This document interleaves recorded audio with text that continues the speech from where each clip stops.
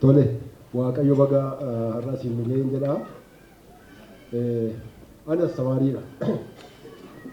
Astamaariin immoo yeroo baay'ee warruma beekumsi isaanii umuriin isaanii wal fakkaatu barsiisa malee akka kana nama umuriin isaa garaa gara ta'e beekumsi isaa garaa gara ta'e na mudatee hin beeku. Isa kanaaf egaa akkam godhee gidduu keessan deemu gooftaatu beeka.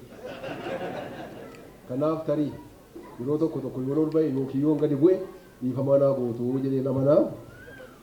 Qorannoo kana ni qoradhe dhugaadhuma isaa dubbachuudhaaf taanaan waa'ee abbaa gammachiisii fi Asteer Gannoo qorachuudhaaf hin turre kaayyoon koo gaafan calqabu jechuudha.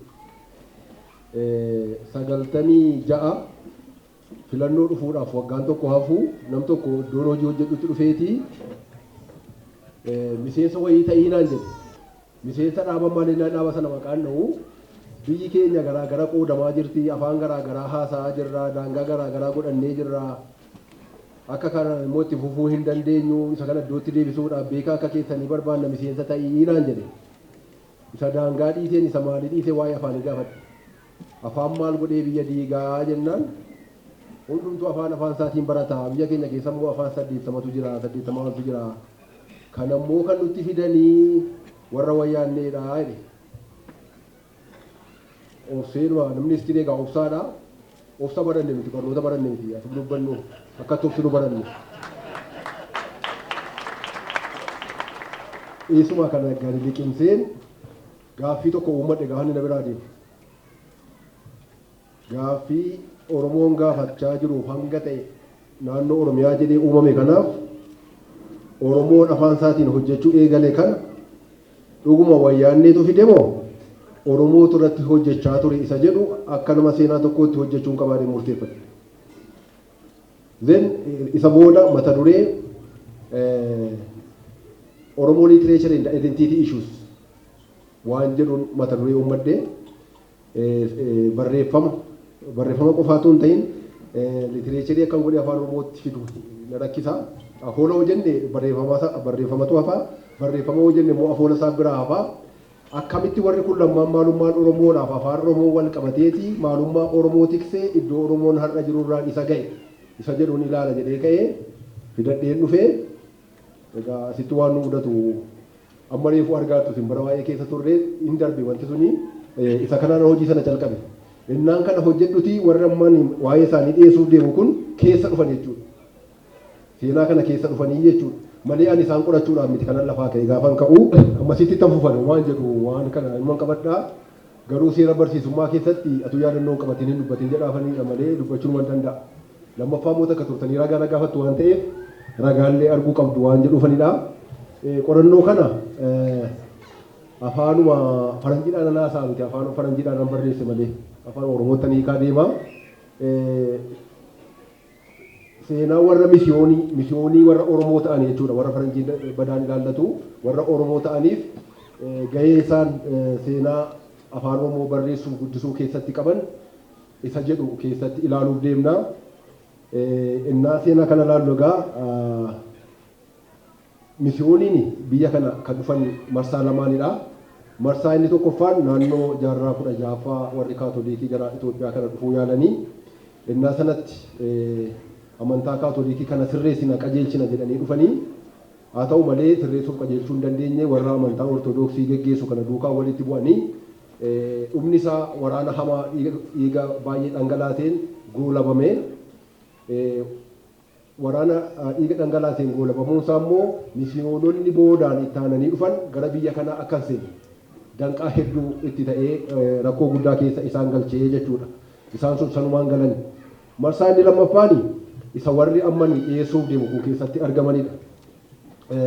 Isaan kun baay'inaan yeroo kan babal'iinsa amantii Maartin Luuter King Luuter inni biyya Jarmanii kitaaba gara afaan dhalootaatti hiikamuu qaba jedhee qabatee ka'e sana warra baadhisan jechuudha.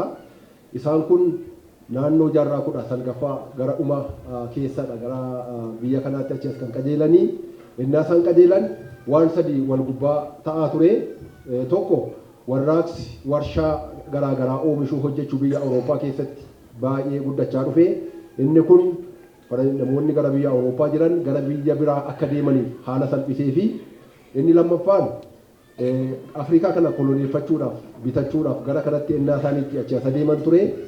Kanaaf waan Afrikaa kana sirriitti qixaan beekuudhaaf ennaa isaaniitti dhama'an ture. Inni sadaffaan ennaa daldala garbaa kana baay'isanii adeemsisaa turanii kanaan booda nuti humna maashiniitiin hojjenna malee humna dhala namaatiin hin hojjennu daldalli garbaa hafuu qaba jedhanii warri gara Awurooppaa kun garba irratti qabsaa'uu eegalanii daldala garbaa irratti. Ennaan akkas isiniin jedhu warra gurguramuuf gaddanii miti. Humna gurguramee gara biyya Ameerikaa, biyya Awurooppaa, biyya Hindii kana deemaa ture. Afrikaanuma keessatti lafa soqsiisnee qonnaa qochisiisnee hojii garaa garaa hojjechiisnee itti fayyadama yaada jedhuun ennaa isaan itti socho'aa turanidha. Isa kana keessaa egaa guddaan inni waan nuti har'a haasofnuuf bu'aa guddaa buuse qabsoo daldala garbaa gubbaatti gaggeeffamedha. Inni nuti har'a haasa'uudhaaf deemnu jechuudha. Kaayyoo qabagaa kaayyoo kana kananii asitti dhumarratti kan isin bartanii baatu jedhee ani lafa kee jedhe tokko akkaataa warra nama siniin jedhe kun afaan Oromoo guddisuu qajeelchuudhaaf sadarkaa har'a ittiin jirru kana iddoo kana dhaabbannee barreessuu qofa miti. Mirga iddoo kana dhaabbannee ittiin haasa'uudhaaf qabnuuf bu'uura warra kaa'anii darbanidha. Tokko isa kana agartuu jechuudha dhiyeessa kana keessatti. Inni lammaffaan akkaataa hacuuccaa dhiibbaa darbannaa isaanirra gahaa ture mootota naannoo sana bulchaa turanii wajjin akkaataa isaan itti jala dhaabbatanii obsanii seexaanii hojii isaanii itti fufan dhiyeessa kana keessatti argitu jechuudha.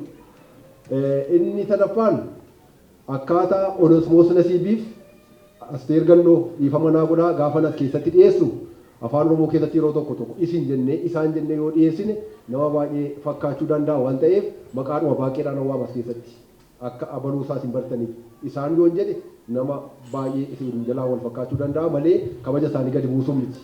Akkaataa isaan itti gahee liidarship hoogganummaa geggeessummaa adda durummaa qabatanii hojii sana hojjechaa turan isin agarsiisa. Inni arfaffaa bu'uura isaan buusanii dalaga isaan dalaganii namoonni achi keessaa ba'an akkaataa biyya Itoophiyaa har'a jennee namni hundumtuu faarfatu atoo warra qajeelche maqaan dhahin kan ishee faarfatan kan warra qajeelche sana maqaa dhoofnaa jechuudha baay'ee isaanii. As keessatti kaafna maaliin akka isaan hojjetan maal akka isaan godhan isinitti himnaa jechuudha. Kana barattu dhumarratti. Madda yeroo qorannoo kana qoradhu yeroo dheeraa turraa taa'aa turraa waggaa jaan keessa ture isiniin jedhee inni calqaba ani ilaalaa ture xalayoota barreeffaman gaazexaa barreeffaman qaala gubaa'ee mallatteeffaman proceeding waan garaa garaa isaan hojjetanidha kanan sakatta'aa ture. Maaliif waan abbaan yeroo sana hojjetan yoo argan madda ragaa tokkoffaa madda dhugaa jedhamee yaadama waan ta'eef. Inni lammaffaa namoota waan kana beekan gaafachuudhaanidha. Irraanfatanii malee qeetii tafaa interviyuu godheera. Biiroo isaanii dhaqee gaafadheera. Akka carraa ta'ee warra himatamee najjoorraa addana dhufe iyyannoo wayii biheeraawii beeta mazaagibsee jettu keessatti kissii isaaniillee argeera maqaa isaanii. Warra himatame keessa jiru jechuudha. Inni taanu miidiyaan yeroo garaa garaa namoota kan nu fuuldura turan interviyuu gaafachaa ture gaaffii geggeessaa ture. Miidiyaan kan inni geggeessaa ture sana iddoo isaanii deemuudhaan waan isaan galmeessanii lafa kaa'an kana funaaneen keessaa irraa qoradhee jechuudha. Maddi koonni arfaffaan travelers account kan jennu yeroo warri jawaartonni travelers jawaartota jenna afaan Oromoo amma jiruun kanaanii biyya faranjiidhaa dhufanii biyya kana keessa deemaa turan warra akka kiraaffaa heerkoort warri jedhaman fa'aa saalter namoota hedduu biyya kana keessa warri naanna'aa jiran jiru biyya Oromoo keessas gara kaabaa kana keessas baay'ee deemanii kanuma isaan yeroo sana argan atuu deemanii arganii barreessan sana irra teenyee seeraan dubbisee maal jedhan maal argan maal himan isa jedhu sana keessaa qulqulleessuudhaan kanan itti fayyadamedha. Inni shanaffaani kitaabota barreeffaman fi tiisisoota barattoonni qoratan ilaaluudhaan kan qophaa'e. Keessumatti kitaaba Gustaaf Areen qopheessan ammarraatti hiriyaa dorgommii kan hin qabne ani ija seenaatiin ija biraatiin hin ilaalle ija seenaatiin dorgommii kan hin qabne nama waa hundaarraa bilisa ta'ee waan lafa jiru sodaa tokko malee ragaa irratti hundaa'ee kitaaba lafa kaa'e hedduun itti fayyadamee atoon hin galateeffatiin hin darbuu jechuudha. Kanaaf waan kanaan booda haasa'u hundumti isaanii ragaa kana keessaa warra bahanidha malee fedhii koo ilaalcha koo yookiin fedhii nama biraa yookiin ilaalcha nama biraa miti akkatti naa fudhattu jechuudha ragaa qabu madda qabu. Egaa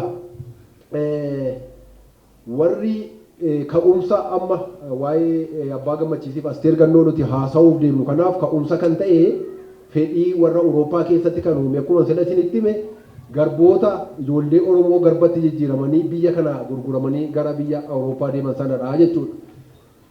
Hin deemu hin bitamu na ijoollee kana ilaalan faranjoonni biyya sana jiran akkatti oduu kana dhagaan ta'uu didee cimna isaanii arganii hamala isaanii arganii hubannoo isaanii arganii isa booda maal jechuu jalqabanii warri kun garboomanii warra tajaajila namaaf kennan osoo hin taane warra tajaajila waaqayyoof hojjetan ta'uu qaba gara jedhutti ejjennoo isaanii jijjiiraa dhufan warroota garboonni biyya kanaa deeman. Kanaaf wanti baay'ee isin dhibu akka maqaa balleessaan yeroo hedduudhaan karaa seenaas karaa garaagaraa hojii garaagaraatiin Oromoo irratti gaggeeffamaa ture. Silaa Oromoon biyya kana keessatti bulguu fakkaate lafa ta'aa ture. Isaantu calqaba bu'uura toshee jechuudha. Dippiloomatii Oromoo illee turan warri gurguramanii deeman kun waan isaan dursanii ka'an kana waa hedduu hojjetanii jijjiiruu dadhaban sana beekatti naa hubattu. Inni lammaffaan egaa ijoollee achi dhaqan kana keessaa namni calqaba ijoollee kana argate nama biyya Faransaayii joogiraafii qo'atudha. Taa'umsa biyya lafaa qorataa akkuma sila isiniin jedhe warra Awurooppaa kolooniif qophaa'aa jiru biyya akkamitti kolooniiffanna isa jedhu sana warra qoratudha. Isa keessaa namni calqabaa tokko Firaankois Joomaard nama jedhamutu nama waaree jedhamu bitatee luba baase luba gaafa jennu nuti afaanii gadaa keessatti namni tokko gara biraarraa gara Oromoo gara bilisummaa argachuutti dhufuu jechuudha. Inni lammaffaan immoo jaarsa Abbaa Salvaayik Di'abaadii kan jennu biyya kana keessa kan deemaa ture qeesii kaatolikii mucaa Gaba'oo jedhamu limmuurraa bitee geessee fi isaan kana lamaan qabatee qorannoo eegale. Isaan irraatii gara jechoota 1,000 funaanee aadaa Oromoo qoratee lafa Oromoo qorateeti lafa kaa'e. Hin ajaa'ibsiifatan waan inni dubbise kana warri argan ajaa'ibsiifatanii isa booda namichi lammii biyya Faransaay Kaarli Tuucheek namni jedhamu waan inni barreesse kana fudhatee osoo ilaaluuti intalli isin baay'ee beektan baay'een keessan yoo xiqqaate maqaadhaan beektu jedhee yaada Birillee Mabuubaa bira dhaqxee isa kana fudhatee Birillee irraa qorachuu eegalee hin ajaa'ibsiifatee Birilleen gara weedduu Oromoo 284 galmeessisiiste Kaarli Tuucheek kana. Weedduun kun amma ISC keessa jira. Weedduun 282 hiikamee hiikuun itti kennamee weedduu 2 hiikuu dadhaban Dooktar Gammachuu Faayyuu dabalatanii inni ulfaate akkaataa itti galagalchan ulfaataa waan ta'eef jechuudha. Itti dabalees egaa namoonni akka Aagaadhaa fi akka Fedhee kan jedhaman dabalatanii isa kanarraati egaa hojiin hojjeturraa misiyooniin warra Ingiliiz gara biyya kanaa dhufuu barbaadan odeeffannoo dhagaan yeroo sana Joon Kiraaf nama jedhamu warri misiyooniin biyya Leendeen Kiraafiin bitateeti gara kana erguu barbaada. Kiraaf oduu kana dhaga'ee hin qoratee hin dhufe gara kana dhufee gaafa dhufu kallattiidhumaan akaakayyuu Minilik mootii Haayile Sillaasee yeroo sana Abisiiniyaa Shawaa gara gadii kana kan bulchaa ture bira dhufee innaan dhufu mootiin hin dabartuu jedheen gara Oromootti darbuu hin dandeessu si qaluu si muruu si muratu isiniin margaman kanaaf si ajjeesu waan ta'e warra akkasiitii hin darbituu jedhee dhorke isaan waan dhorkaniif beeku Kiraaf immoo akkatti himamu kanatti miti kan inni dhaga'ee dhufe kanaaf akkaataatti Oromoo kana argatu yaala ture. Fala gaafa dhabuu ennaa Haayile Sillaaseen Oromoo waraanuudhaan waraana fudhatee qabatu waraana duukaa deema ture. Gabaasa isaa keessa jira gabaasa isaa keessa. Oromoo booji'amee waraana keessatti booji'amee taa'uti taa'ee haasofsiisu. Ennaa haasofsiisu akka nama muran akka nama hin nyaanne akka nama hin ajjeemne itti warri booji'aman kun. Atuma jedhamu nama umurii waggaa 60 amma umurii waggaa 16tti nama 40 walitti qabate Oromoo 40. Mana barumsaa bane isaaniif ofii isaati jechuudha asuma Shawaa keessatti. Mana barumsaa baneetii ofii afaan Oromoo irraa barata isaaniin immoo akkatti barreessan dubbisan barsiisu. Isaanumarraa afaan Oromoo baratee isaanirraa afaan Oromoo barateetii kitaabota lama dursee barreesse. Seerluga afaan Oromootiif guboo jechoota afaan Oromoo. Seerluga afaan Oromoo sana keessatti maal jedhee lafa kaa'aa? Takkumaa jedhe. Takkuma afaan jecha fidala afaan Amaaraa kana baradhee afaan Oromootiin barreessuu yaalee jedha. Wangeela Maatiyoosiin. Takkumaa jedhe. Fidalli afaan Amaaraa keessa jiru kun sagalee afaan Oromoo keessa jiru tokkoyyuu dubbisuu hin danda'u, dubbisiisuu hin danda'u jedhee lafa kaa'e. Kun yoomidhaa 1840 har'a waggaa meeqa jechuudha? Waggaa 180 wayii jechuudha. Ammas yeroo baay'ee namoonni biyya kana afaan Oromoo nu barsiisanii qubee dhaarraa kan hafe inni kan rakkinaan qabu. Maal godhee agarsiisaa? Nama inni nuti afaan Oromoodhaan nama jennu gaafa qubee gi'iiziitiin barreeffamu mee gaafa fudhannu mee isa tokkoffaadhaaf isa jahaffaa gidduu jira sagaleen kun isa tokkoffaanis isa jahaffaanis barreessuu hin dandeessu. Isa tokkoffaa yoo barreessite neme jedha. Kiniin dubbisan gara dhumaa irratti kitaaba qulqulluu kan isaan hojjetan tokko as keeyyadheera. Isa dhumaa gaafa fudhattu waa gaafa fudhattu maa yoo jette naama jedha malee naman jedhu. Yoo mee goote immoo neme jedha malee naman jedhu. Takkumaa qubee kanaan barreessuun hin danda'amu sanyiin isaaniis tokko miti jedhee jala muree lafa kaa'e. Then what they did maal godhanii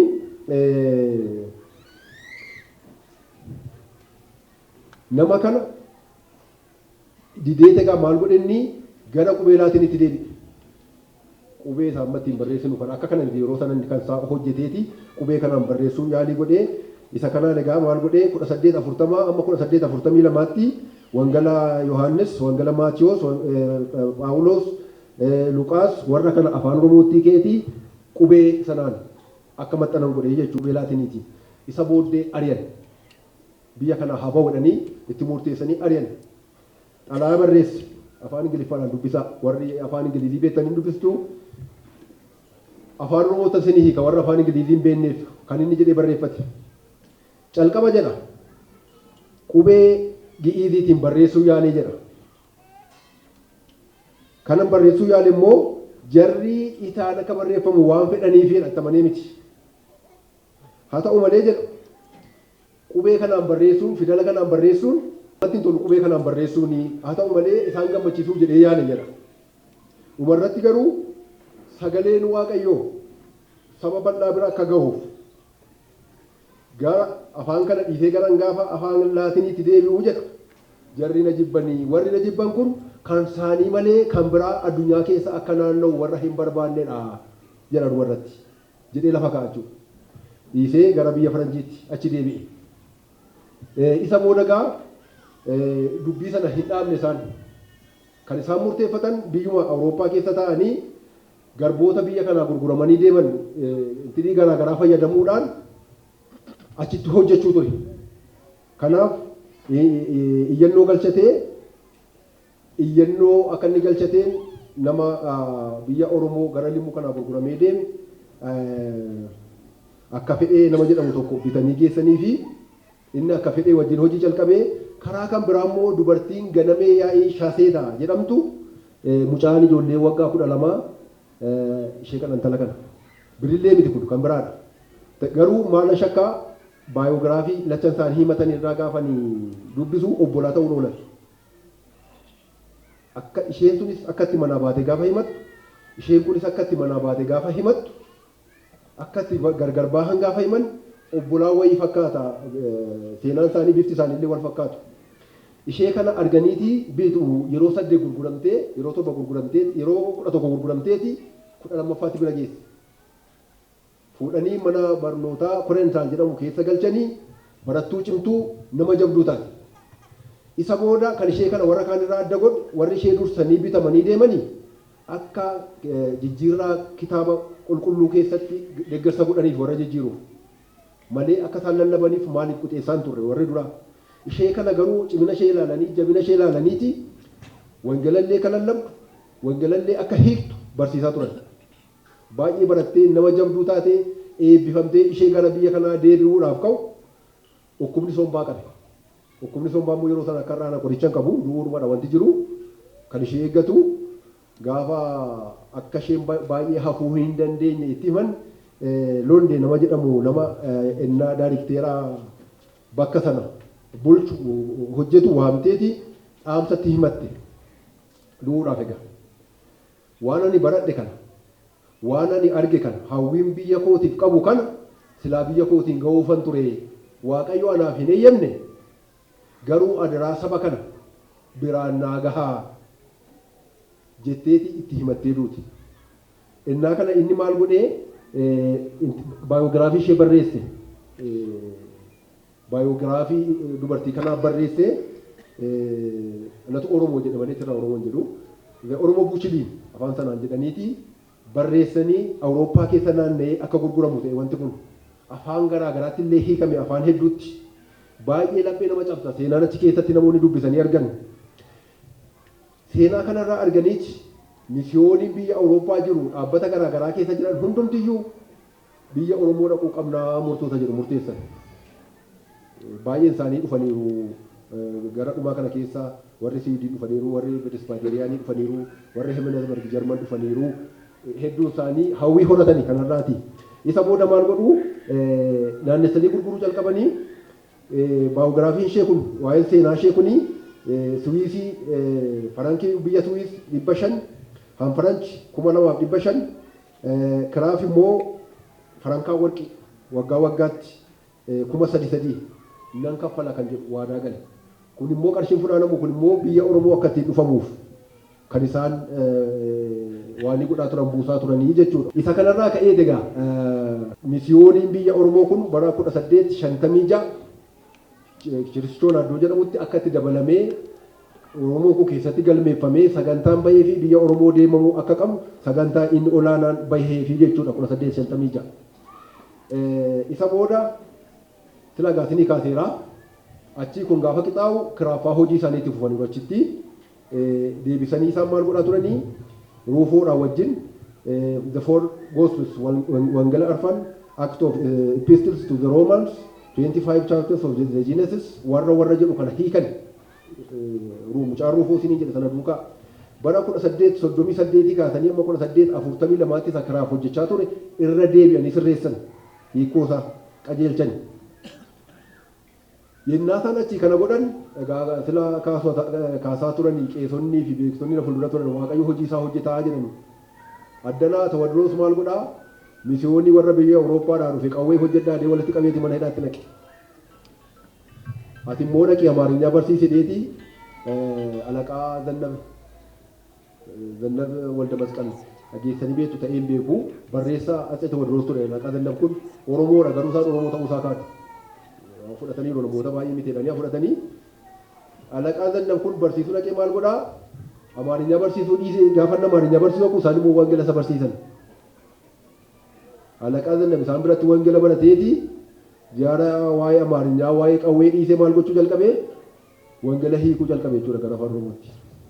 Wangeela hiikee wangeela kana egaa ganna bara 18 kan inni konvertiitii ta'e kan inni amantii kana kiristaanummaa isa kana fudhate 1859 iddoo mana hidhaa sanattidha 1865 kitaaba goosbilii kana hiikee fixeera jedhee gabaasa godhee koppiin isaa immoo karaa warra isa duukaa turan warra mana hidhaa turan hiikaman sana duukaa gara kiraafitti akka deemu ta'e bara 1868 1870 kakuu haraa hiikee fixe. Gaafa hiiku kophaa isaa miti ijoolleen Oromoodha isa bira jiran jiru.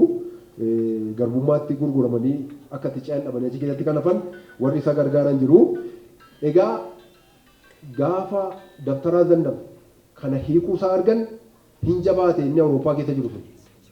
Biriijii ta'e riqicha ta'eeti isa gamaa gamana jiru walitti fiduu eegalee jechuudha. Isa kanarra dhaabbataniit walitti akka dhufu murtaa'e.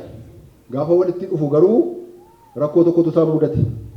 Rakkoon isaan mudate kun maal inni qubee isa kan fayyadamnaadha. Dabtaraa Zannab isa biyya keessaa fayyadamuu qabna jedha. Kiraaf immoo isa sana fayyadamuu qabna jedha. Wal falmiin dhufe. Kanaaf kan inni lafa keeyyate tokko qubee kanaan takkuma afaan oromoo barreessuu hin danda'u barreeffamuu hin danda'u jedhe akkas lasiniin jedhee lammaffaa qubeen kun lakkoofsi isaa baay'eedha fidalli kun yaadachuuf nama rakkisaa barreessuuf nama rakkisaa waan hin yaadamnedha jedhe. Itti dabaleellee immoo namni waa'ee qubee kanaa quba hin qabne oromoon gara giddugaleessa Afrikaatti baay'atanii faca'anii jiru waan ta'eef achillee ga'uuf nu fayyada hoo kanaan hojjenne kanaaf kun nu fayyadu jedha. Dabtara danda'imu maal jedhaa? Tokko qeesonni biyya keenyaa nu galchanii hoo kanaan hojjennee jedha. Lammaffaa oromoon qubee sana barate qubee giizii kana barate jira. Sadaffaa amaarri afaan oromoo beeku jira. Isa kana yoo fayyadamne salphaatti wangala kana mul'isuu dandeenya kanaaf qubee isa kana ta'uu qabaa jedha. Dhumarratti gareen misiyoonii naannoo Adawaa jiran akka qubee giizii ta'u murteessan jechuudha. Kanaaf yeroo baay'ee namni abbaa gammachiisiif asteeriin qubee kanaan barreessuun isaanii sirrii miti jedhanii komatu. Isaan waa'ee qubee sirreessuu qubee filachuu keessa hin galle carraasaas mirga isaas hin arganne. Kan isaan godhan qofaa yoo jiraate ishee jettu mataarra godhanii gidduu ishee muranii itti dabaluu qofaadha. Kanarraa kan hafe isa murtaa'e sana fudhatanii lafaa ka'anii kanaaf akkasitti naa qabadha. Isaan qubee filachuu keessatti mirga hin arganne jarri kun warri isaan booddee dhufan. Isaan kana booda gaa jarreen kun walitti dhufanii kitaabota hedduutu hiikamee isiniin gaggabaabsa. Kitaabota wangeelota hedduun hiikamaniiru maxxananiirus isaan kun amma bara 18 fakkeenyaaf bara 1870 wangeela Luqaasiin hiikanii abbaa barreesse Kiraafiif Zannabaaf Ruufoodha jedhanii lammaffaa wangeela Yohaannisiin 1870 hiikanii sadaffaa Jinesis kakuu moofaa 1872 hiikanii maqaa warra hiikee bira hin keenye 1872 faaruu hiikuu yaalii godhanii maqaa warra hiikanii bira hin keenye 1874 Act of Apostles baay'ee Epistles warra jedhan hiikanii maqaa warra hiikanii bira hin keenye 1875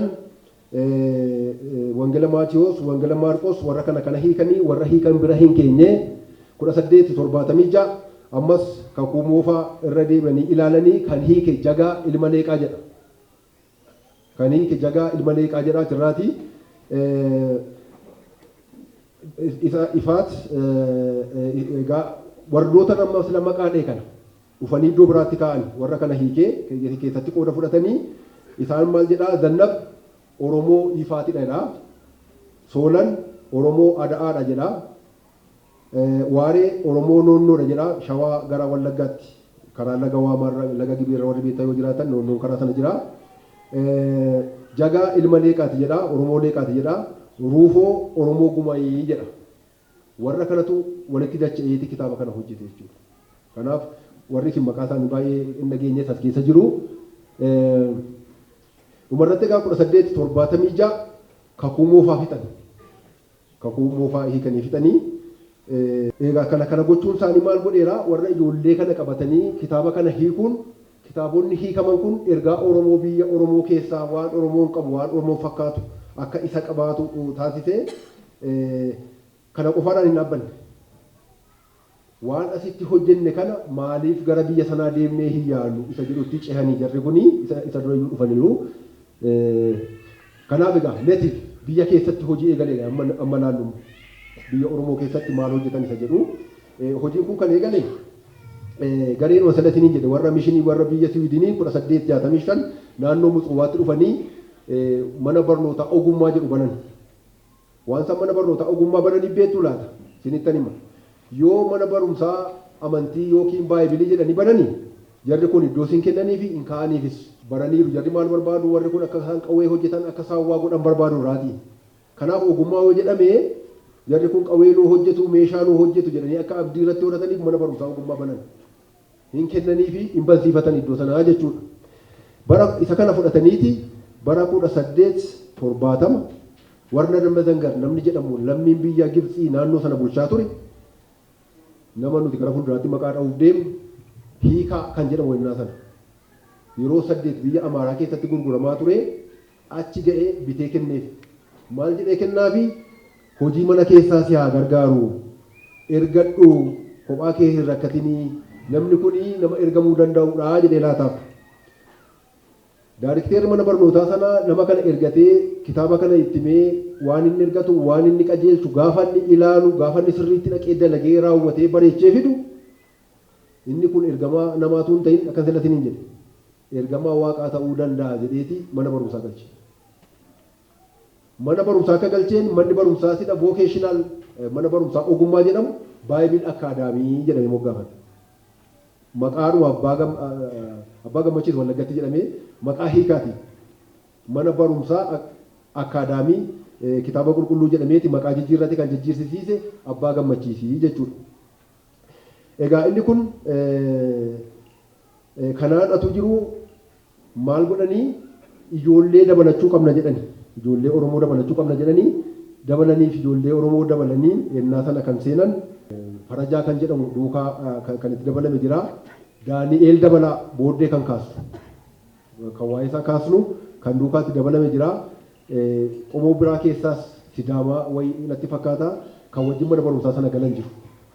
Isaan keessaa yoo cimoo ta'an iyyuu inni kun baay'ee jabaa waan ta'eef 1872 akka cuubamu ta'e. Akka cuubamu ta'ee kan cuubameeti namni kun adeemee barsiisaa akka ta'u ogummaa barsiisummaa baratee deebi'ee akka barsiisuuf gara biyya Siwiidiniitti ergame. 1876 innaa ergamu manni barnootaa dubartootaa ijoollee dubaraa banamuu qaba jedhanii achumatti mana barnootaa ijoollee dubaraa bananii mana barnootaa ijoollee dubaraa baname keessaa dubarri calqaba dhattee mana barumsaa sanatti baratte Ayyaantuu Hirphaa jedhamti Oromoodha jechuudha. Dhumarratti Haayiluu namni jedhamu ishee fuudheeti wajjin gara Jimmaa kan adeemantu jira yaalii biyya Oromoo ga'u tokkoffaa keessatti gara Jimmaa dhufte isheen jechuudha. Abbaan Onosmoosiin ta'e ragaa amma hiikaa nafee hiikaa gaafa walitti fudhannu hiikaa jechuun tiraansileetar jechuudha. Durumayyuu jarri mul'ata qabu warri isa moggaasan. Waggaa 5 barateeti achitti deebi'ee gaafa dhufu barsiisummaadhaan diippiloomaa fudhatee dhufe. Yeroo baay'ee paasterii jettanii yaaduu dandeessu, luba jettanii yaaduu dandeessu miti barsiisaa. Barsiisaan mastamaarii isa sirrii jechuudha. Diippiloomaa qaba isaan eebbifamanii dhufan. Achi as deebi'anii gaafa biyya gahanii yaaliin godhama biyya kana qunnamuu biyya kana qaqqabachuu yaaliin godhamaa ture. Yaalii kana warri calqabaa dhufan jiru garuu akka inni biyya kana dhufeen biyya Oromoo dhaquun haa godhamu jedhamee itti himamee kanaaf hin qophaa'an.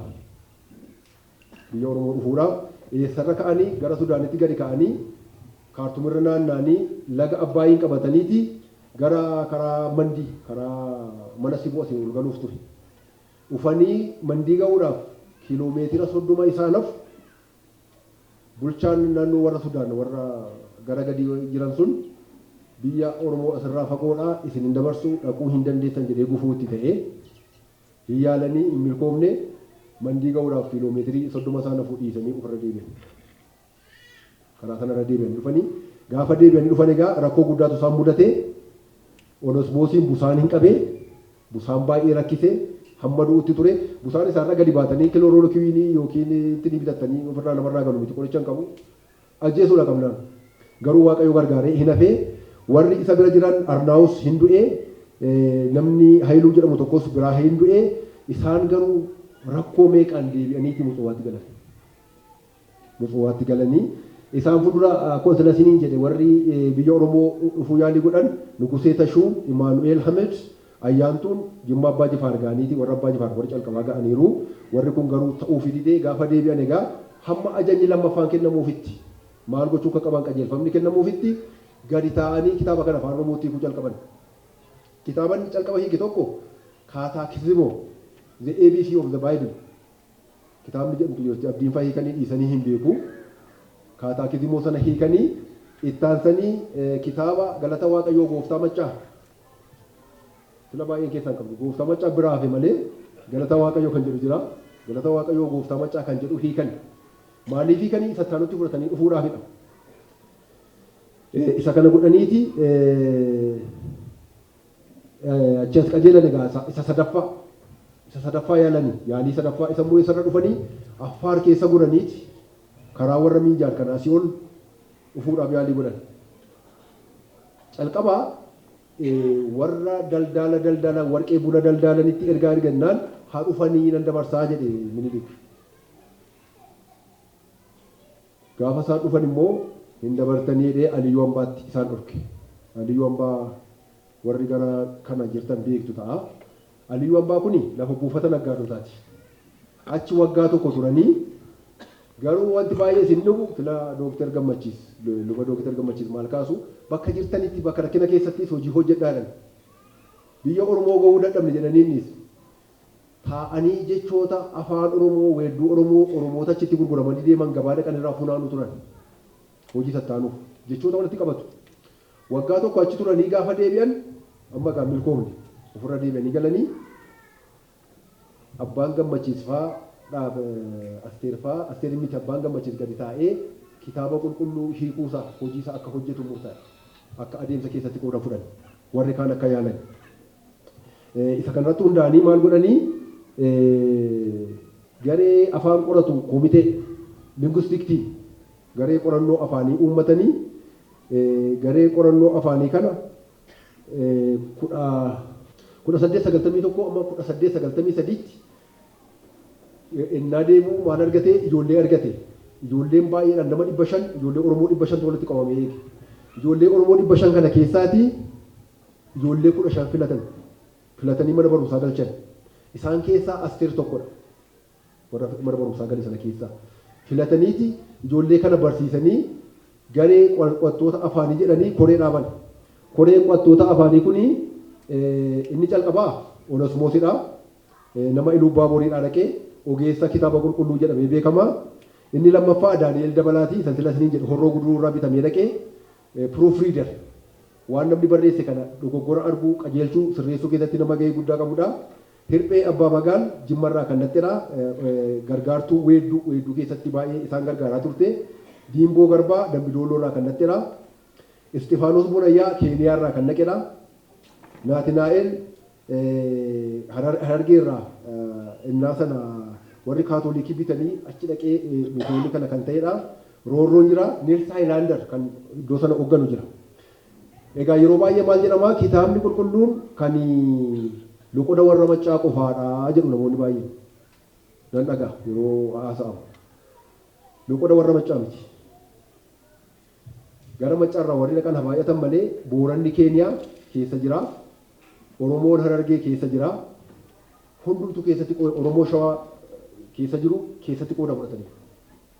Hiikaa kana keessatti gareen qorattoota afaanii sun kana godhaniiti qorattoonni afaanii kun egaa edda waggaa 3 hojii kana hojjetanii booddee hojii dirqama biraa kennameef Abbaa Gammachiisiif Asteer hojii kitaaba qulqulluu hiikuu akka hojjetan Daani'el Dabalaa Istifaanos Bunayyaaf ammoo garee warra biraa duukaa deemsa 5ffaa karaa Keeniyaa dhaqanii karaa Booranaa achi akka galan adeemanii Asteeriif Abbaan Gammachiis hin hafanii jechuudha hojii kana hojjechuudhaaf. Edda hafanii booddee maal hojjetanii garaan namaa mana bultii seexanaa moo mana bultii waaqayyooti kitaaba jedhu sila kaasitatti fakkaata. Gaafa hiiktanii akkuma isaan hiikanitti akkuma isaan kaa'etti lafa kaa'a. Garaa namaa qofaattanii dhiisina. Garaan namaa mana bultii waaqayyoo moo mana bultii seexanaa jedhanii isaan hiikan tokko isa kana. Oduu 2:52. Kana qofaa miti egaa.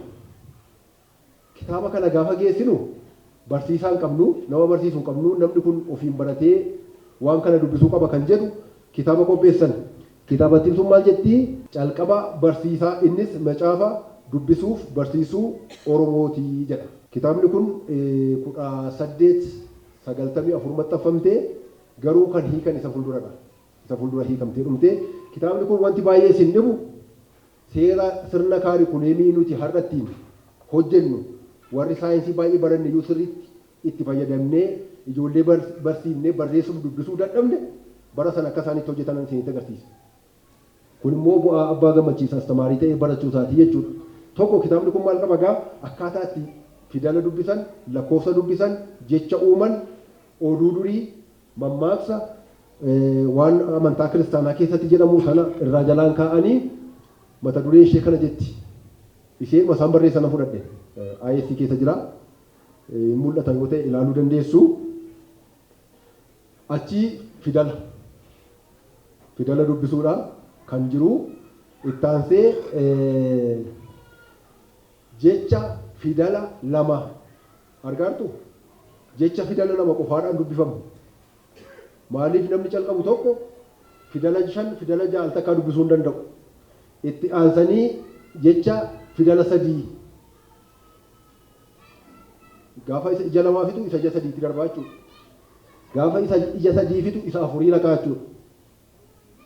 Isa 4 gaafa fitu isa 5 laqaa jechuudha. Isa 5 gaafa fitu isa 6 laqa. Inni kun warri amma waa'ee xiinqoo qabarsiiftan gargaaruu dandeessu. Sila barii wanta jedhamutu jira gaafa ijoollee barsiisan. Sagaloota garaagara baasanii dubbisu sagalee xiqqaa warra qaban calqaba sagalee 2-3 jedhaa deema achi keessatti. Saayinsii masarraa hordofee kitaaba barreeffamte. Kitaabni kun akka kitaaba barataatti akka gargaartuuf kitaaba hojjetamtedha. Isa boodagaa oduun durii maal waa hedduutu kunoo as keessa jiru baay'inaanii achi keessatti kan argaman weedduun tikee jira, urursi daa'immanii jira, weedduun jaalalaa jira, oduun durdurii jira, hiphoon jira, taphni ijoollee jira, faaruun dubartii, faaruun ateetee jira. Saganni garaagaraa achi keessatti argama. Isaan akka namaa galuutti duraa duuba eeggatanii kan hojjetamanidha. Kan kana hojjetaniifis immoo namni aadaa isaa keessatti gammadee hankooti jedhee maalummaa koo ibsa jedhee akka fudhatuuf kan isaan godhanidha. Isa booddee gara kamitti deebi'an isaan egaa gara kakuu haaraa 1893 hiikame irra deebi'anii bilcheessu. Kakuu moofaa moo hiiku hojii sanatti deebi'anii innaa abbaan gammachiis kakuu moofaa hiikanii Asteer Baayibil istoorii isa jedhu sana isa hiikaa turte bukkeetti garuu baay'ee isaan gargaarte. Asirratti kan kaasuu qabnu Asteer gahee isheen achi keessatti taphatte jechoota funaanuu laga deemanii iddoo namni taa'ee geeraru deemanii iddoo namni taa'ee sirbuu deemanii iddoo namni gabaa daldalu deemanii jechoota funaanaa turan. Abbaan gammachii tokko beektan waggaa 4tti biyyaa ba'an dandeettiin afaan isaanii amma sana miti. Asteer waggaa 12tti deemte. Isarratti iyyuu immoo Musee of the Bible jedhamti Asteer. Dandeettiin afaan ishee baay'ee cimaadha. Jecha dhiphisuu jecha bal'isuu gaasitti kaasuun ni rakkisa. Fakkeenyaaf ayyaana anni jedhu Oromoo biratti baay'ee bal'aadha hiika garaagaraa qaba. Dhiphisanii gara ayyaana waaqayyootti fidanii macca inni jedhamu qomoo bakka bu'a ture bal'isaniiti maltitiyuud isa jedhutti fidanii saayinsii baay'ee jabaa ulfaataa ta'e fayyadamaniiti hojii sana hojjetani. Isa boodagaa adeemsa yaalii 5ffaatu dhufe. Yaalii 5ffaatti nama 4 ta'anii achi as ka'an. Gabre Wostaatiyoos, Daani'eel Dabalaa, haadha manaa Daani'eel Xuroo, haadha manaa Daani'eel Gabre Wostaatiyoos Gumish kan jedhamtu. Ufanii horroon ga'anii abbaayii guutee jennaan Daani'eel haati manaa da'uu geesseetti asuman tura jedhee abbaa Gabre Wostaatiyoos abbaa Gabre Gizee Haabeer kan jedhan tokko naggaadhi Gabre Gizee Haabeer kumsaa miti. Isa duukaa jimmatti sokkanii jimma gaafa ga'uu hojii amantii hojjechuun akka hin danda'amne nuguseen itti mee ji'a 2 taa'ee achi as deebi'e Gabre Wostaatiyoos gara Goojjanitti. Innaan deebi'uu abbaa Gabre Gizee Haabeer sila isiniin jedhe sanatti egaa waaqayyo hojii isaa hojjetatte miti miree Dibaabaa Bakaree boojii irraa qeesii Maariyaamiin dhabee qeesii Ortoodooksii jedhee qeesii barbaacha dhufee naqamtee jira. Kumsaa bira. Dajjaazmaach Kumsaa bira. Dajjaazmaach Kumsaan immoo abbaa Gabre Egzaabeerii kan argeetii qeesii Ortoodooksii naa barbaadii jedheetti mata. Abbaan Gabre Wostaatiyoos immoo Gabre Egzaabeerii kana duukaa gara Goojjamitti deebi'uudhaaf naqamteetti wal argan. Harka qabateetii dhaqa. Yoo bira.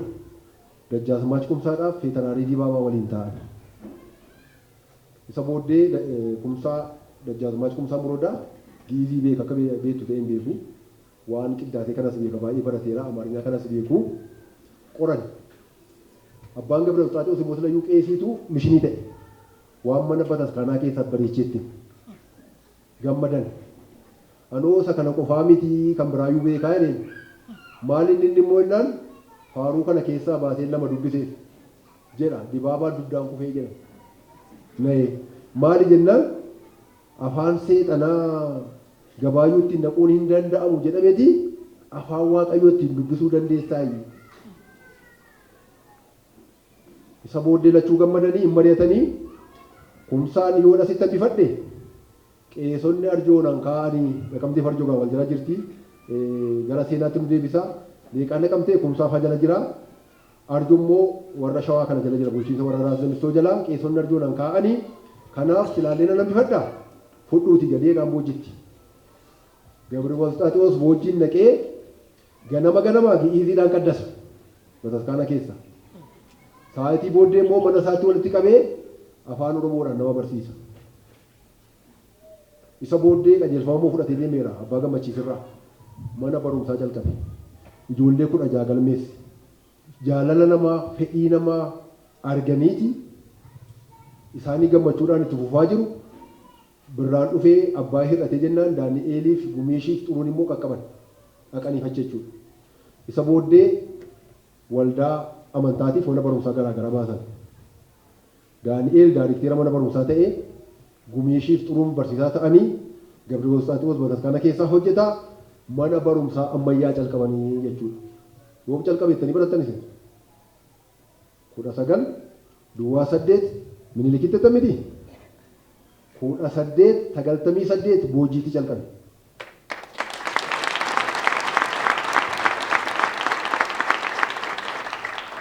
Kana qofaa miti 19 Duwwaa 1 barsiisaa nama calqabaa astamaarii nama 3 eebbisiisan dippiloomaadhaan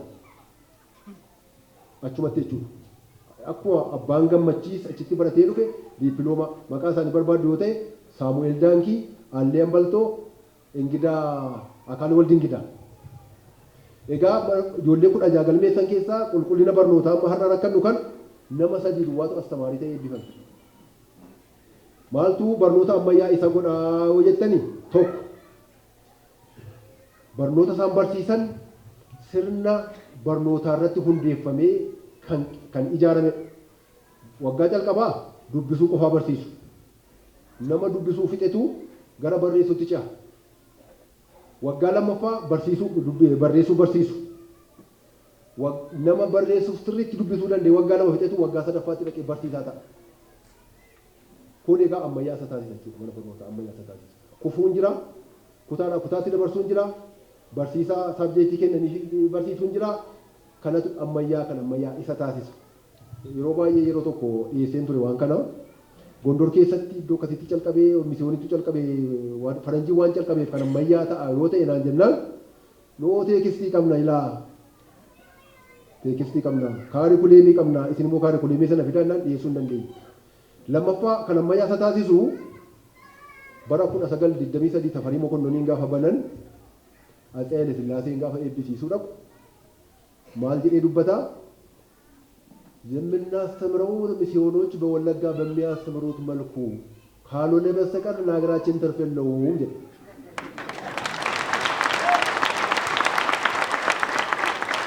ከነኒ ከነ ጀሌፊኒ ከምን ሊክ ሱን ቡአ ቡሱ ዲቴ ቹ ለተማ ቁጣ ሰገል ዋሳ ዴ ዳበደዩ ከነመያ ተውዲት ይዚ በርሲሱ አፋን ረባ በርሲሱ አትዋ ዳበተኒ ዋን ላንጉዌጂ ዋን ቅዳሴ ከነ መሌ ገራ አመያ ትገልቹ ደቀበን ከና ፋሳ ሰነ ሀሰይን ያርሲ haasaa sana haasa'anii jechuudha.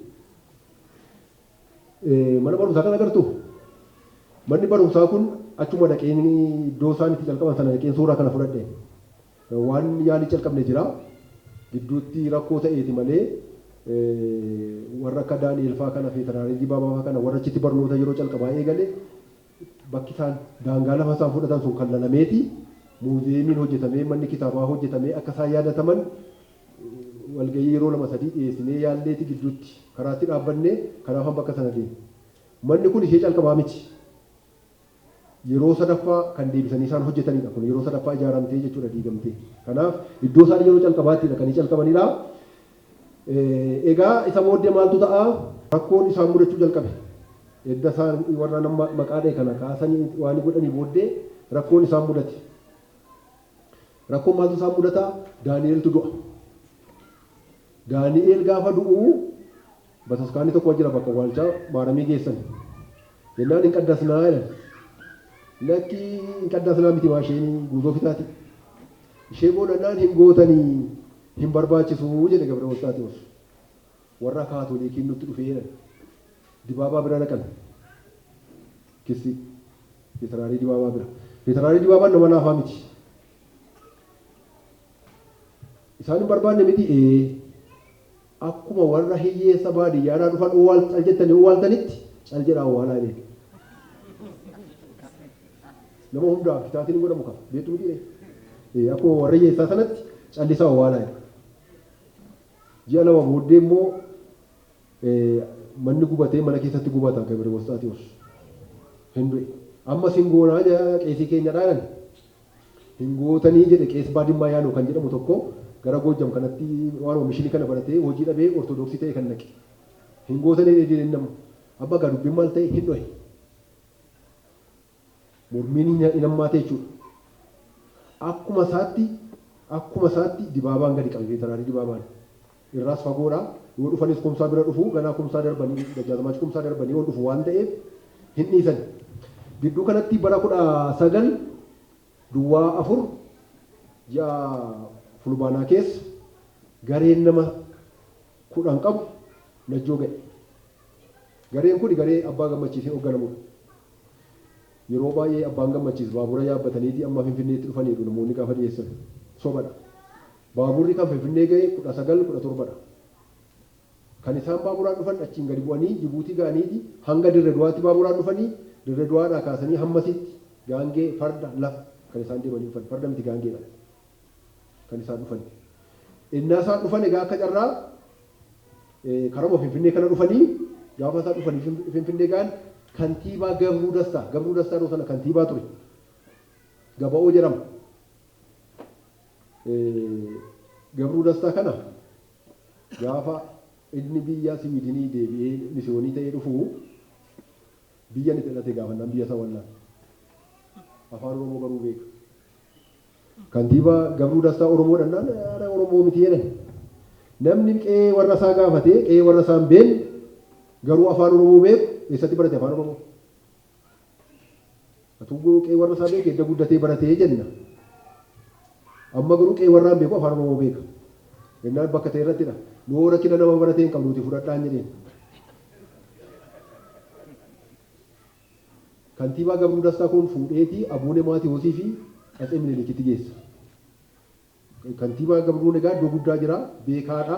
Isaan caalaa beekaa nama hojii guddaa hojjechaa jiru nama hojii isaan gargaaraa jiru. Kabajanii fudhatanii abbaan gammachiis kitaaba isa jijjiiran kanarraa kooppii isaa Abuune Maatiyootiifis Minilikiifis kennanii Atsee Minilik xalaa barreessanii fi akka adeemu.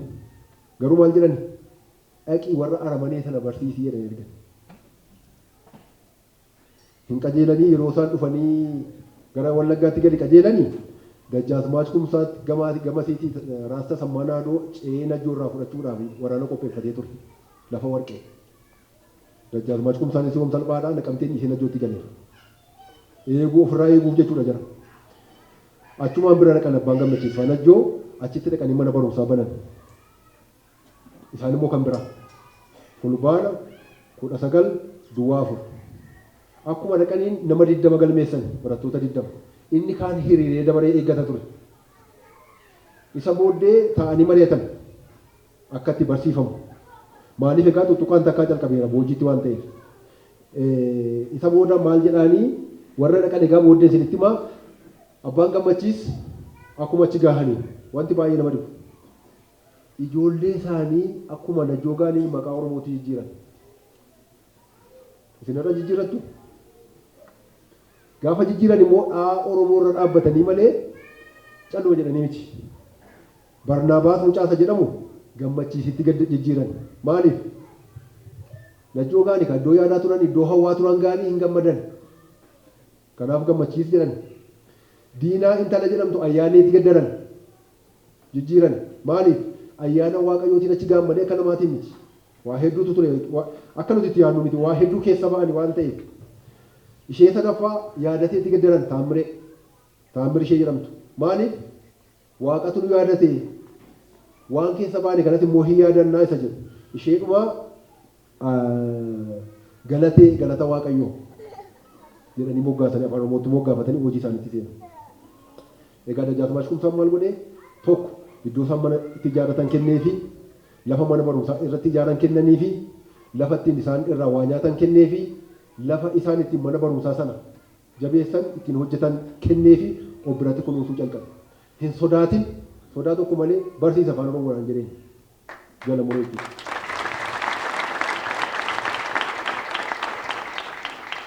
Afaan oromoon barsiisutti fufanii isa booddee qeesiin abbaa Mikaa'el jedhamu tokkochi jira. Kottu bataskaana galii qaddasiire. Sila isinitti beera abbaan gammachiis qeesiin taanee isiniin jedhe. Ani qeesummaan baranne barsiisummaan baradhe qiddaasee geggeessuu hin danda'u. Afaan Amaarinyaa hin beeku. Afaan Gi'izii hin beeku. Afaan ani beeku afaan Siwiidiniif afaan Oromoo qofaadha. Amaarinyaa garuu isaan caalaa beeku. Waggaa 8 achi keessa taa'aa waan ta'eef. Warri guun dhufe gaama. Warri guun. Booddee maal jedhanii kasasuu abbaan gammachiis maaramii hin kabaju. Maaramii awwaarradee jedhaniiti kumsaarratti Dajjaalmaach kumsaarratti kasasu. Lakki maal taatanii waan kitaabni qulqulluun jedhu hundasaa abbaan gammachiis hin kabajaa. Isinii galeeraa deebii isaanii. Yoo fuulduratti morme irra jiru. Yoo warra sana dhorke waan barbaadu qaba. Kanaaf akkanitti deebisa gartanii dubni waan kitaabni qulqulluun jedhu maaramiidhaan jedhu tokkoyyuu hin mormu. Sasin jettan immoo dhimma keessaniidha. Ofirraa deebise kanaan. Booddee oduun dhufee ga'a. Oduun gaafa dhufee ga'uu atattamaan najjoorraa ka'ii naqamtetti deebii jedhameeti kumsaatti xalaan barreeffama. Kumsaan bara 19 naqamteerraa boojii najjoorraa ka'ee naqamtetti ol deebi'e. Gaafa ol deebi'u qalanii nyaatu jarri kun jara kana jedhee fudhatee dhufe naqamtee. Naqamteetti gaafa fudhatamee dhufu warri qeesonni naqamteen Yesuusiin maaramii jedhan immoo maal jedhanii araas damsootti xalaa barreessu cubbamtoota warra kaatolikii bobaasaa jala keeyyatee dhufe. Isa achitti dhageenyati fidee dhufee of jala kaa'ee jedhanii xalaa ol barreessanii ammasitti garuu maal godhanii akkuma dhufanii mana barumsaa jalqabanii warri kun naqamteetti. Barsiisuu eegalanii dubarraan himannaan itti dhufee arjotti waamaman. Eewu abbaan gammachiisiif kumsaan raas lamissoo bira dhaqanii kumsaanis Dajjaalmaach kumsaanis abbaan gammachiisiif gaaffii isaan calqaba gaafatan kitaaba qulqulluu harka nama taraatti kennuun yakka moo yakka miti jedhee gaafatan. Raageessaniittu kitaaba qulqulluu harka nama taraatti kennuun isinii galeessa miti taraan eenyudha? Beekamaadha. Yakka moo yakka miti jedhan. Kitaaba qulqulluu afaan hin eebbifamanii barsiisuun yakka moo yakka miti jedhanii baalte garraa qaanqaa. Isa booddee akka godhan dhabanii Dajjaalmaach kumsaa sodaateeti isaaniin naqamtetti galaa. Galaa isa kana immoo hojii isaarraa dhorkii ati immoo hojii kee hojjedhu ni deebise. Xalaa kan biraa garuu Finfinnee tol barreesse.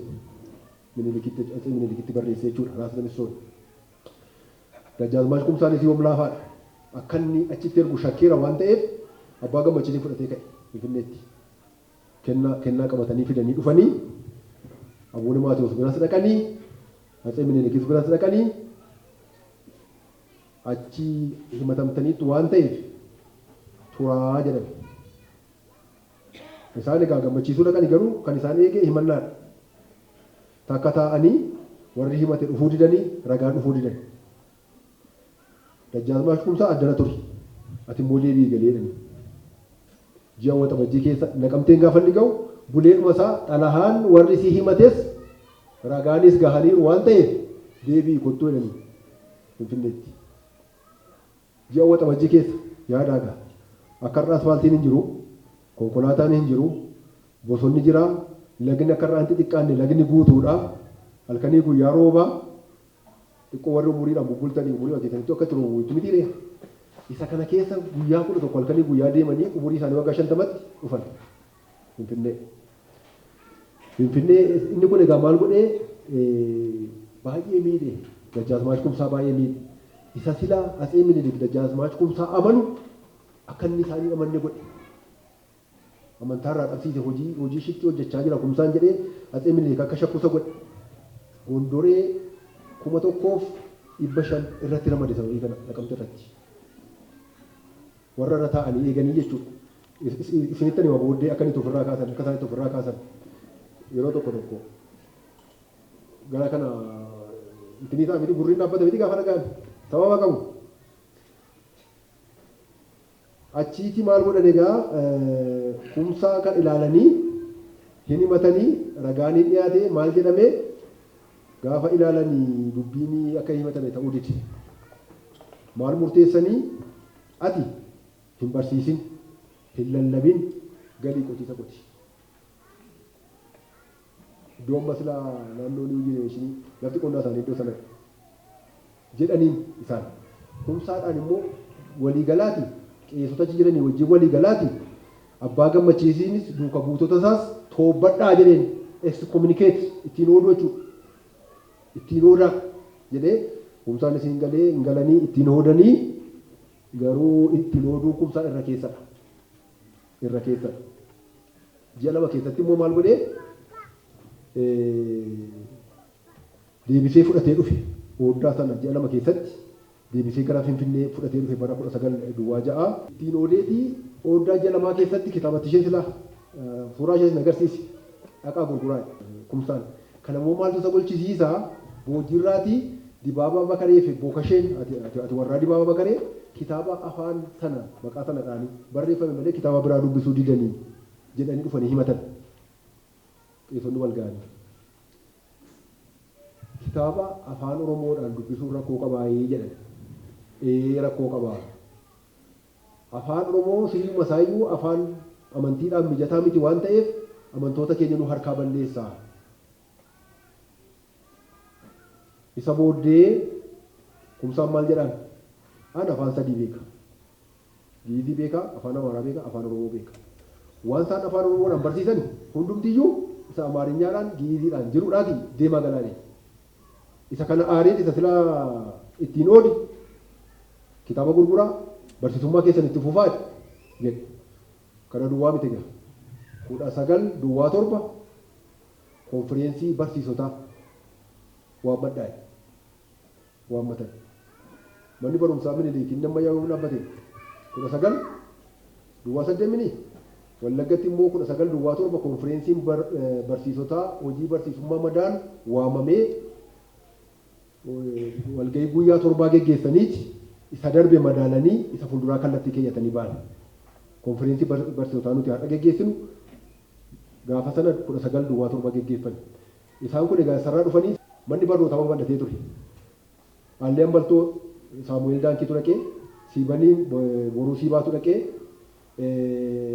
Noonnoo karaa gara Shawaa kana Haftee Himartu dhaqee, gara Qellem Kaasaatu dhaqee, gara gama Abbaa Warra Abbaa Jifaar kana Nugusee Tashuufaatu jira jennee iddoo torbarraa Naqamteerra isaantu jira iddoo torbarraa walgahii waamanii konfireensii kana geggeessaniiti tokko kan isaan lafa kaa'an.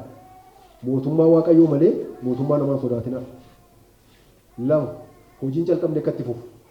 3 manni barnootaa dubaraa Naqamteetti akka banamu. 4 yoo carraa argan manni barnootaa tokko Finfinnee Naqamtee gidduu manni barnootaa kan biraa immoo Najjoodhaaf Naqamtee gidduutti akka banamu jedhanii walgahii isaanii xumuran. Isa kana gidduutti Atsee Minilik dhukkubsatan. Aangoon ce'umsaa dhufee Iyyaasuun aangoo qabatee gaafa Iyyaasuun aangoo qabatu Raasta Sammaanaa Doonni kumsaan jaalladhe. Silas ni kaase namni inni Lubbaaboor gargaaraa Iyyaasuu ta'ee dhufeetitti muudama. Amma gaa warra misiyoonii Wallaggaa kana balleessina jedhanii wal ijaaranii dhufan. Bara 1911 akkuma isaan muudamanii jechuudha. Hin himatanii mana murtiitti dhiyaatanii Abuune Maatewus maalitti murteessaa yookiin arrabni isaanii gurri isaanii hamuramu yookiin immoo hafannifamanii itti murteessa. Jara kanatti. Salphaa miti wanti nuti har'a dhaabbannee haasofnu wanti nuti jennu waanuma taphatti dhufee isinitti fakkaata. Isa booda Iyyaasuun dubbicha dhaga'ee Tiliji Iyyaasuun gara isaa akka deemu godhe. Iyyaasuu bira gaafa dhaqu immoo akka hojii lallabaan hojjenne addana Ministry of Commerce achitti qaxaramanii isaan hojii akka hojjetan warri kaan immoo biyya dhalattan itti galaalanii achitti deemina Wallaggatti jedhame. Isa kanas hin didan. achi gara council of ministers yeroo sana kan Habte Goorgisiin geggeeffamutti waliyyannoo fudhatanii dhaqanii Habte Goorgis dhaggeeffatee homaa tokko kun isaanii adabsiisu hojii waaqayyoo hojjetanii bilisa hagalanii.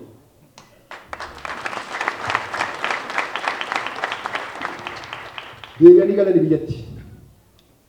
Isa kana booddee mana barumsaa isaanii mana barumsaa burqaa jaatoo jedhu biyya keenya keessatti waan seenaa lafa keeyyachuu hin beeknu. Mana barumsaa bara sana ijaarame diiganii iddoo keetiin mana barumsaa ijaaranii amma ustaalaga jallaalaga keessa mana barumsaa jirtu kun jirtu achitti jechuudha. Achitti mana barumsaa dubaraa bananii Asteer Gannoo daarekteera taate haati manaa abbaa gammachii Feeden barsiisaa ta'an achitti ijoollee dubaraa barsiisuu eegalan 1925 immoo Naqamteetti banan iddoo hospitaalaatti mana barumsaa kanaa achi dhufanii 1945 mana barumsaa isin jettan jedhee shakka kaarikuleemii mootummaa fudhatanii amma kutaa 3tti banan isin jettan sana ta'uu nafu. Isa kanaan dhufan egaa asirratti egaa kan ilaaluu qabnu jarri kun yennaa abbaan gammachiis kana hundaa deeman iddoo isaanii jirretti hojii kana olaantummaadhaan qabatee kan hojjetu Asteer ture.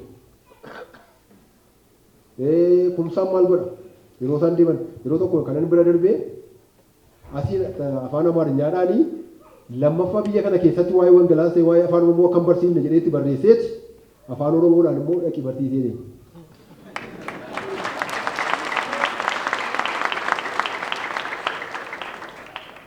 Isa kana godhanii egaa innaa warri silaa 1500 Naqamtee irra bu'e akkatti irraa kan isinitti hima.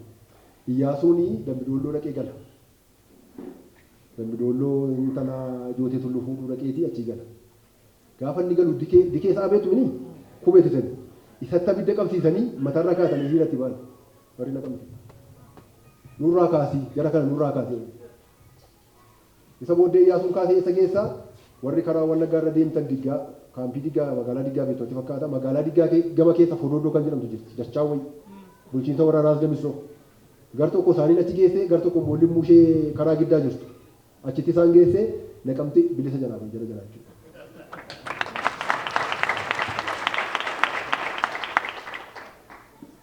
Jarri egaa kana godhaniiti wanti gurguddaa isaan godhan tokko egaa wanta nuti yeroo har'aa agarre gaafa sana atuu waa'ee wangelaan dubbatiin atuu waa'ee amantiin dubbatiin kan isaan godhaa turan barsiisu ture.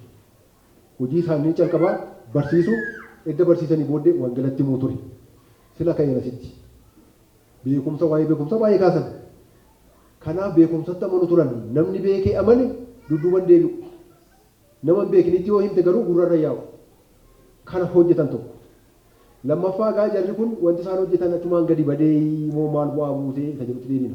Saadhumaa irratti wanti baay'ee tokko lama jedhanii lakkaa dhufata. Wanti baay'ee nama dhibu, wanti baay'ee nama ajaa'ibsiisu, warri seera biyya kana keessa jiru hojjetan dhibbeentaa 70 jechuu danda'a barattoota iddoo sanaa dhufanidha. Sababa kanaatiin tokko baankii Imperial Bank of Ethiopia samma commercial baankii kan jechuudha. Abisiiniyaa baankii miti, Abisiiniyaa baankii ishee duraa miti. Ishee Abisiiniyaa baankii namni qarshii keessa keeyyatee qarshiin koo buleera moo bulle jedhee ganama dhaqee gaafatu miti. Akkasuma godhaa turanii ilma jira barreeffamee jira. Qarshii achi keeyyataniiti ganama ilaaluu rakkoochitti. Imperiyaal baankii akka inni hundeeffamu kan godhe Yilmaa Dheeressaa Amanteeti. Dheeressaa Amantee achi dhufan cuuttaa beektu dheeyyaadha. Yilmaan kana qofaa miti. Doolaarii har'a birrii 70-50 galee isin rakkisu birrii yeroo calqabaatiif qarshii Itoophiyaa akka inni hojjetamu leendeniin deemee kan hojjechiise isa qarshiidhuma Itoophiyaan qarshii mataa ishee akka qabaattu isa dura Maariyaa Tireezaa fayyadamaa turan kan biyyaa biraa. Doolaarii birriin Itoophiyaan soorettiidha qabeenya guddaa qabdi waan ta'eef doolaarii birriin Itoophiyaa doolaariidhaan qixxee ta'uu qaba minizaariin isaa jedhee nama qixxee taasisee galee.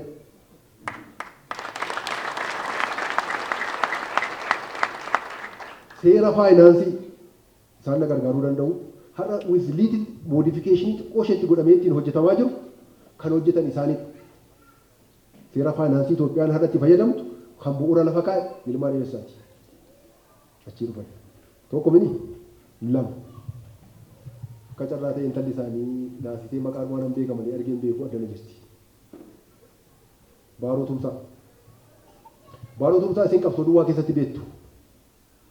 Achi qofaan jiru, achi qofaa miti kan inni jiru. Seera faarmaasii bulchiinsa qorichaa har'a jiru. Bittaasaa gurgurtaasaa akkatti qorichi buluu qabu hunda isaa kan hojjete Baaroo Tumsaati biyya kana.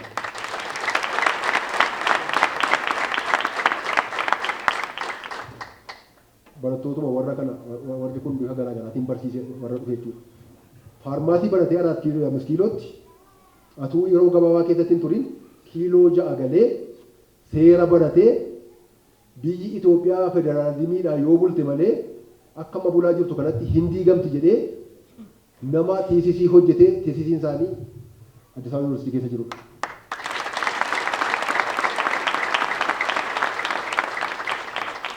Garuu namni tokko maqaan waa'ee federaalizimii irratti isaanii waraqaa achi duwwaa maqaadha hin kaasan hunda isaa hojjetamee akka ta'uu qabu kan lafa kaa'e isaanii. Amaanu'eel Abrahaa baay'een keessan beektu. Abrahaam taatoo barataa warra calqabaa boojii sana turanii abbaan isaanii ministeera barnootaa keessatti daayirikteera barnootaa ta'anii innaa hojjetanitti seerri mana barnootaa akka qajeelu walga'iinsi mana barnootaa tatamsa'inni mana barnootaa qoratamee akka ta'uu qabu kan lafa kaa'anidha. Qorannoodhaan fedhiidhaan osoo hin ta'in qorannoodhaan manni barumsaa akka ijaaramuu qabu. Isa kana gaafa godhan maal jedhanii kan isaan beektu? Yeroota walitti qabee barsiisaa jiran manni barumsaa yeroota duwwaa ta'e jedhanii ani sillaasirratti kaasisan. Hin qoratamee qorannoon geggeeffamee maal jedhamee dhibbeentaa 17 duwwaa argatan Oromoo mana barumsaa jiru. Kanatti harkaa ba'an. Kanaaf mana barumsaa waliin ga'u distribuushinii mana barumsaa saayinsii isaa kan biyya kana keessa galche isaan. Garuu namni maqaa isaan dha'u jiru. Mana amantiitti duwwaatti maqaa dha'u malee kallattii kanaan namni isaan ilaalu. Haata'ee Haile Sillaaseen asii badee gaafa leendaniin dhaqu hamma mirga kooluu galtummaa argatutti isaan leendaniin jiru yeroo sana siree isaanii warri doormii galtanii beektu siree ofirra ciisanii ittiin ga'anii nama ittiin wal bukkee ciisaa turanidha. Obbo Amaanu'eel Abrahaa kana warra hojjete. Ayyaana Birruu dhageessanii beektu? Qubee taayippii afaan Amaarinyaa har'atti lafa dhiittan. Atuu isin hin yaadin waggaa 30 warra xaaliyaanii duukaa hojjetee taayippii 2 fidee biyya kanaaf nama kenne. Injiineera Ayyaanaa Birruu achumaa dhufan.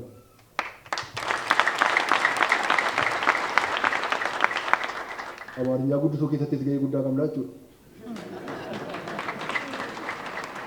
Salamoon Dheeressaa obboleessumti Ilmaa Dheeressaa afaan Amaarinyaa qillaaxee bataskaanaa keessaa baasee qillaaxee jaalalaa qillaaxee biyya namni itti walii galu godhee akka ta'u godhee kitaaba hedduu kan barreesse Salamoon Dheeressaati. Dubbisuu dandeessu kitaaba sana.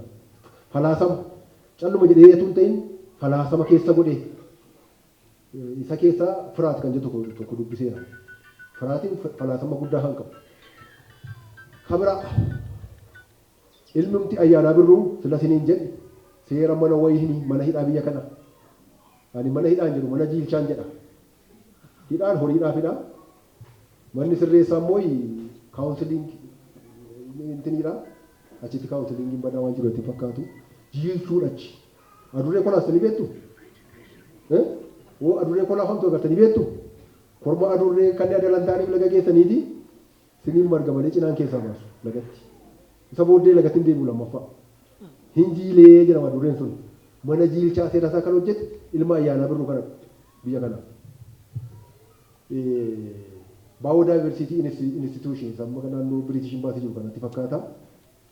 Nama biraadha kan hundeesse jedhanii maqaa dhabu. Akka yuunivarsiitiidhaa bahee hojii calqabee kan hundeesse warra dheengadda boqotan Taaddasee Eebbaa. Dooktar Taaddasee Eebbaa dheengadda dhiyoo boqotan. Baay'een keessan beektu jedhee yaada. Dooktar Taaddasee Eebbaa kuni gadaa malbaadhaan beekamu introduction to Oromiyaa. Kitaabatti namni hin dubbisin jedha dheen beekun. Ani calqaba ishee waan dubbise waa'ee Oromoo irratti waan ta'eef isaantu hojjete. Isaantu hojjete biyya kanaaf. Hoolotaa Militarii Akaadaamii. Hoolotaa Militarii Akaadaamii isa gana jiru kana. jeneraal Mulugeetaa Bulii jalatti namoota hedduu achi dhufantu seera sana qindeessee karaa qabsiise. Xiyyaara yeroo calqabaatiif faranjii harkaa fuudhee kan oofe warruma goda sanaa dhufedha.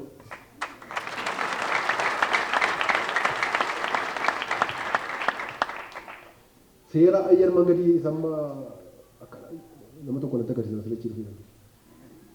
Isa lixuu sodaannu kan akka wayii dhangala'ee maal jedhamee nutti agarsiifamu kan calqaba bocee faranjii wajjin waa meeqa godhee kan lafa qabachiise warruma sana warruma achi dhufee jechuudha.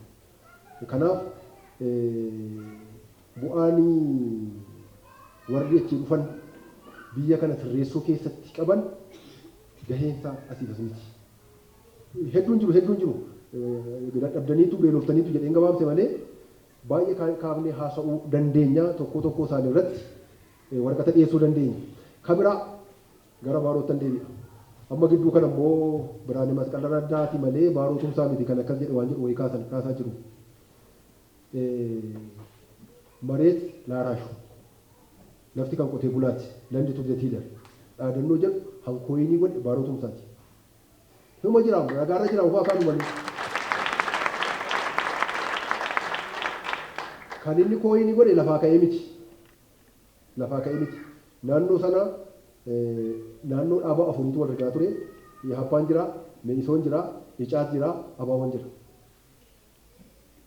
Baaroonii gara warra Happaan Me'isoonii fi Abaawoo gidduu jira. Warri seenaa dubbitan baay'ee beektu yaada. Achiin warra sana waan godhaa asiin immoo Hayilee fa'aa duukaa hojjeta. Hayilee fidaa fa'aa duukaa. Lafti qotee bulaan biyya kanaa gabbaariin biyya kanaa baay'inaan eenyudha? Poppuleeshinii gaafa fudhatan eenyudha? Oromoodha. Inni Oromoo hin jennu. Garuu lafti qotee bulaaf kennama taanaan eenyuuf kennama? Oromoodhaaf kennama. Kanaaf sana godhu. Isa kana qofaa miti Hayileedha wajjin baay'ee hiriyaadha michuudha.